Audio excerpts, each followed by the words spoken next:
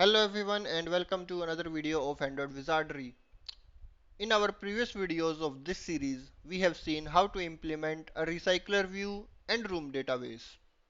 This is going to be the final video of this series where I have done some UI modifications. So let's get into our UI. So first of all, the background, I have set the background with this color, the light yellow color. Then for this edit text, I have added a hint which says enter list item. I have added the hint color, background tint, cursor color. So the cursor drawable is a custom drawable. You cannot directly change its color to black or anything. You have to create a custom drawable for it. And this is how I have created the custom drawable. So I have created a shape rectangle which has a color black and of width 2 dp. Then that is all for this file. The major changes I have made are to this layout, recycler view item layout file. For this file I have updated many things. First of all, I have created two inner constraint layouts. One contains our delete button and another one contains our item text and checkbox. So both of these layouts have a separate background. So first of all, let's look at this background one. So this background is of rectangular shape. It has a color, this color I have used, and I have made its corners rounded. So this one and this one, these two corners I have made rounded, but these two I have kept same.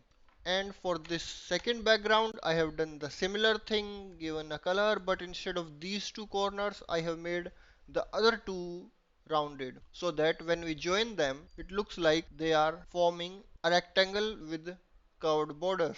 Then here basically I have just given the tint for this delete icon as white so that it looks good with the red background. For this I have made the text white as well. Previously it was black, now it is of white color. And in our to-do list adapter, I have added this handle check state method. So whenever we click on our checkbox, if it is checked, our text will get a strike through. And if it is not checked, if we click again and if we uncheck the checkbox, it will just remove that strike through. So I have used it at two places. First, while adding the item, and second, while updating the on check state. So that's all the updates that I have done with this file.